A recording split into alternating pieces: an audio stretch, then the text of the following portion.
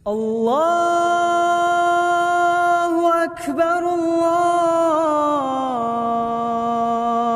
Akbar. Saya semalam menerima kiriman SMS. Seorang ibu meninggal dunia. Biasa kalau kita mendengar berita ada orang meninggal dunia, karena kita semua akan menghadapi kematian. Tapi yang luar biasa, peristiwa yang terjadi saat dimakamkan. Anaknya menceritakan saat dimakamkan diantar ke kuburan, begitu mendekati kuburan tempat ibunya, malah semua jamaah yang ada di saat itu sangat terasa harumannya kuburan itu. Harum sekali, keluar semacam wangi yang luar biasa, sampai orang pada pandangannya kepada yang lain. Barangkali di antara jamaah yang membawa wangi-wangian yang bagus, tapi ternyata tidak, mengalir dari bawah keluar, sampai ada yang malah melihat asap-asapnya. Asap ini bukan asapnya kebakaran, tapi asapnya itu karena wangian dari masuk dari kuburan itu. Sampai dikuburkan, malah kata anaknya, begitu saya sendiri yang nurun memakamkan, mengkuburkan ibu saya, sampai saya dan tanah saya sendiri membawakan tanahnya menutupi kuburannya. Pulang ke rumah saya mandi dan mencuci tanah dengan sabun, tapi masih terasa tanah saya harumnya luar biasa, sampai tidak bisa kehilangan. 3 malam masih tersimpan harumnya itu.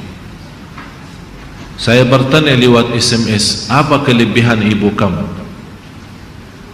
Dia bilang, ibu saya biasa, malah orang awam, bukan wanita yang apa gitu, awam-awam biasa.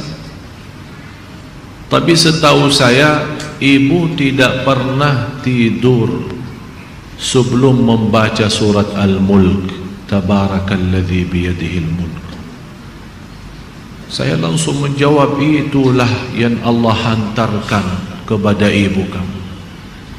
Dan inilah berita gembira bagi kita semua, sesuai janjian Rasulullah sallallahu alaihi wasallam, 30 ayat syafa'at li sahibiha min azabil qabr. 30 ayat yang telah membawakan syafaat bagi orang diselamatkan dari siksa kubur. Dari situ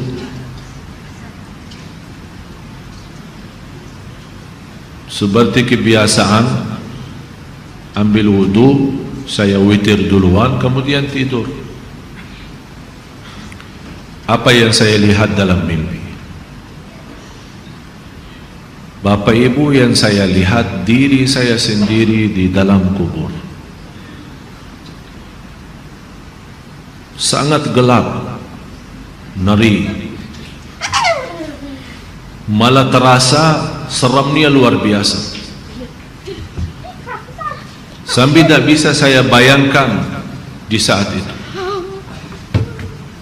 Tapi tiba-tiba sampai saya di situ merasa ketakutan dan kesepian, muncul sebuah cahaya di dalam kubur sendiri itu, dan saya berteriak, siapa kamu yang membawa cahaya itu? Dia langsung sendiri cahaya berkata, saya surat Al-Mulk, Tabarakalladzi biyadihil mulk. Saya sendiri di malam itu tidak sempat membaca. Saya bangun kaget, saya ambil wudhu lagi dan membaca surat Al-Mulk, baru saya tidur lagi. Saya memberikan nasihat kepada semua jemaah yang hadir, tolong sampaikan pesan ini, jangan tidur belum baca surat Tabarak, karena kita tidak tahu kapan saatnya menghadapi kematian. Bisa jadi itu tidur kita adalah tidur yang terakhir dari dunia ini.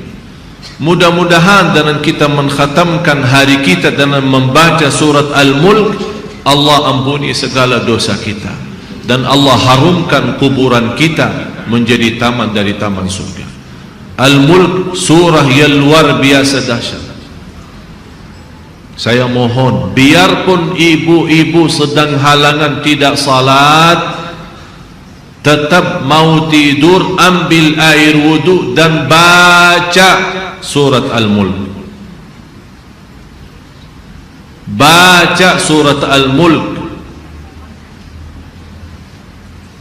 Siapapun kiainya, siapapun ustaznya, siapapun dokter yang melarang kita sebagai wanita membaca karena lagi halangan, saya sekarang berkata, ibu-ibu sedang halangan, baca surat Al-Mulk. Karena saat kematian tidak akan bisa membedakan kita lagi suci atau lagi halangan, mati-mati. Dan Allah Maha tahu niat kita. Dan lebih baik saat kita membaca sedang halangan, jangan megang Al-Quran langsung, menyentuh Al-Quran langsung, sebagaimana saya jelaskan, bagi sarung tangan atau bagi HP kita. HP kita yang isinya Al-Quran, buka surat Al-Mulk di HP kita dan kita baca. Karena di situ Anda bukan megang Quran tapi megang HP. Begitulah kita rasakan.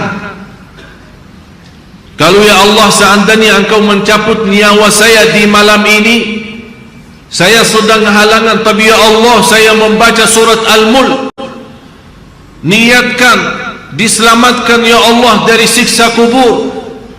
Dan harus kita yakini, kita di umur kita di dunia kubur jauh lebih panjang daripada umur kita di dunia, bisa malah ratusan tahun.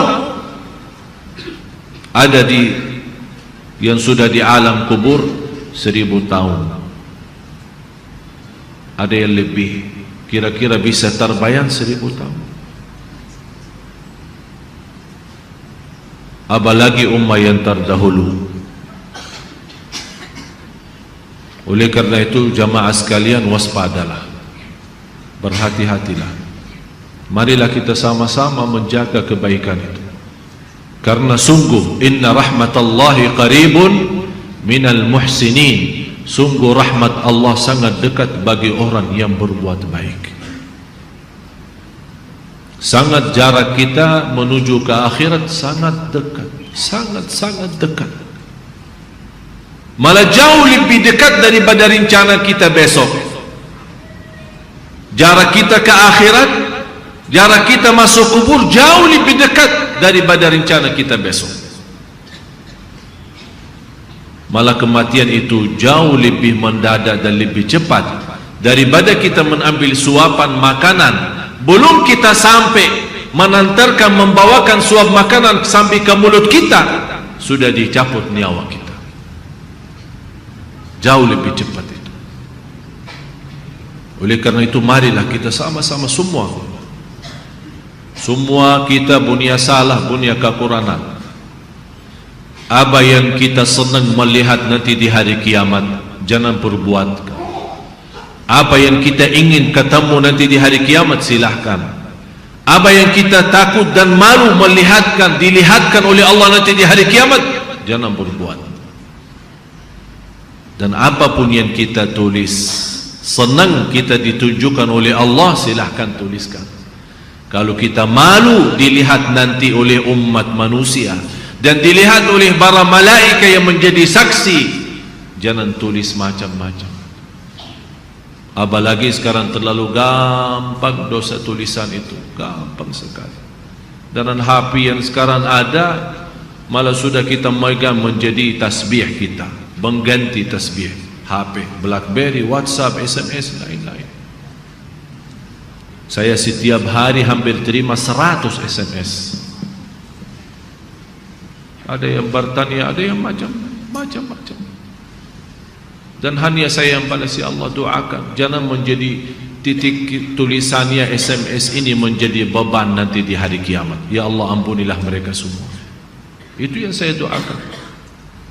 Walaupun saya tidak balas berdoa, tapi Allah yang Maha tahu apa yang saya doakan untuk orang yang kirim SMS atau WhatsApp atau apa saja.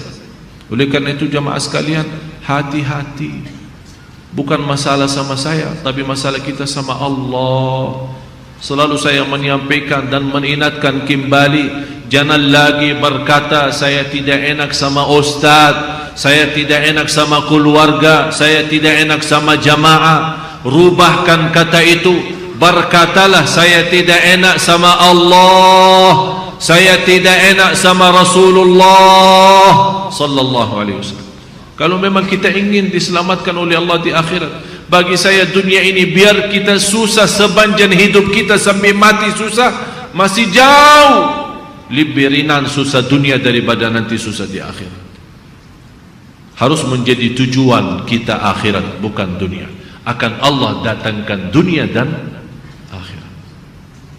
Ya ayyuhalladzina amanu taqullaha wal tanzur nafsun ma qaddamat lighad wattaqullaha innallaha khabirun bima ta'malun. Orang beriman, bertakwalah kepada Allah dan lihat masing-masing apa yang kita bawa nanti untuk hari esok, hari kiamat.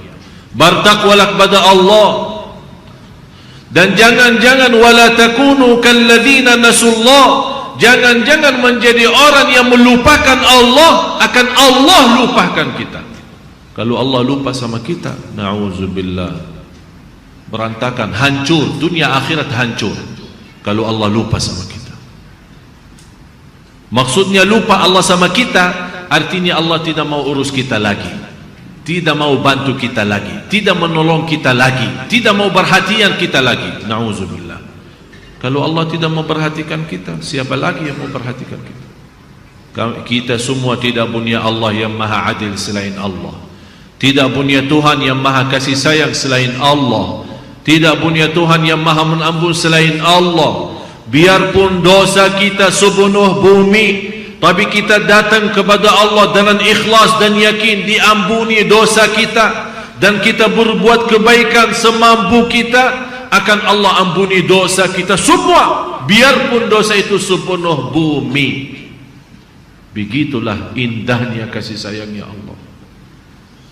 Mudah-mudahan semua yang hadir Allah bukakan hatinya, diberikan petunjuk kepada jalan yang benar, disucikan lahir batin, dikuatkan lahir batin agar senantiasa setiap hari meningkat iman, meningkatkan takwa, menjadi orang yang berilmu dan beramal salih, agar senantiasa setiap saat, setiap waktu kita mendapatkan karunia rahmat Allah, karena sungguh rahmat Allah sangat dekat bagi orang-orang yang berbuat baik. Al-Fatihah.